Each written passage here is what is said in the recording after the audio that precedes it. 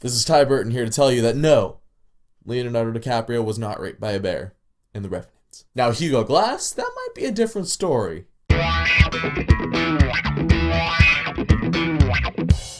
Okay, so The Revenant came out in a limited release in December and then a wide release in January. It's directed by Alexander Gonzalez in Birdman guy. Let's just call him AGI. Can we do that? Can that be a thing now? But it stars Leonardo DiCaprio among a few other people. It's set in the 1820s in America. They're a bunch of fur trappers. Leo gets attacked by a bear, and then Tom Hardy leaves him for dead. That's like the bare bones plot of this movie, and there's a couple other things that I'll leave out of it because I don't want it to be spoiled. And everyone was just praising this movie like it's the best thing ever. Like, oh, the natural lighting is so amazing. And the movie as a whole, yeah, it's really good. Leonardo DiCaprio is probably one of my favorite actors working today. He kills it in this movie. He does a lot of really physical and gross stuff. Like gore in movies usually doesn't get to me. But in this movie, there were a couple scenes where I was just like, ooh, that was gross. He's nominated for an Oscar for this movie. Is he gonna win?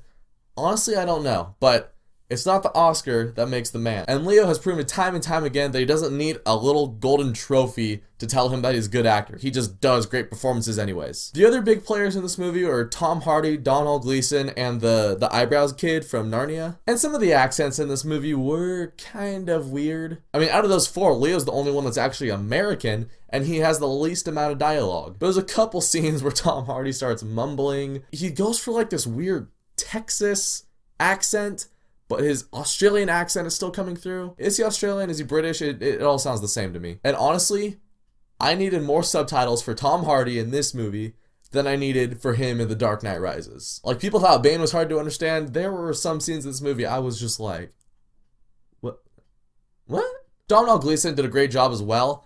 There were a couple scenes too where his accent was a little weird. The Narnia kid I thought did fine. What was his name? Will Poulter.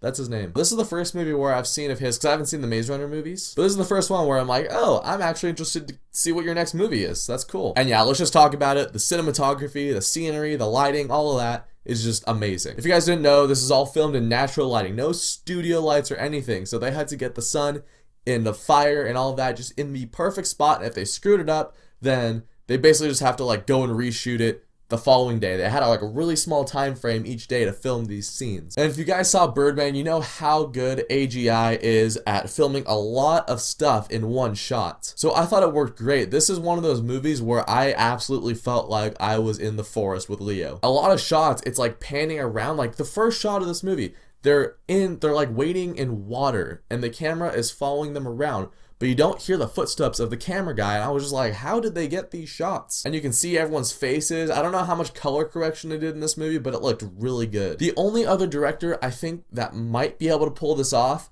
would be Steven Spielberg. But even then, I still couldn't imagine him taking on The Revenant. I think AGI was the perfect guy to direct this thing. But is the movie perfect? No, it's not perfect. When the movie wrapped up, I was thinking like, I could see myself rewatching this movie quite often if it was about like 15-20 minutes shorter, because it is a little overlong. It clocks in at about 2.5 hours, which is fine. Like The Dark Knight's 2.5 hours, but it can get kind of repetitive with Leo's situation. Yeah, he's out in nature and there's not a whole lot of things that you can do with that, so it's bound to be a little repetitive. But in that, they probably could have shortened the movie down a little bit. The ending was worth it though. I thought the payoff was great. There is a plot with this other Indian tribe. I don't know if that was completely necessary. And there's a couple times in this movie, Leo has these like dream sequences. You do learn a little bit about his past through those dream sequences, but overall, I felt like you could have cut those as well. Other than that, The Revenant was great.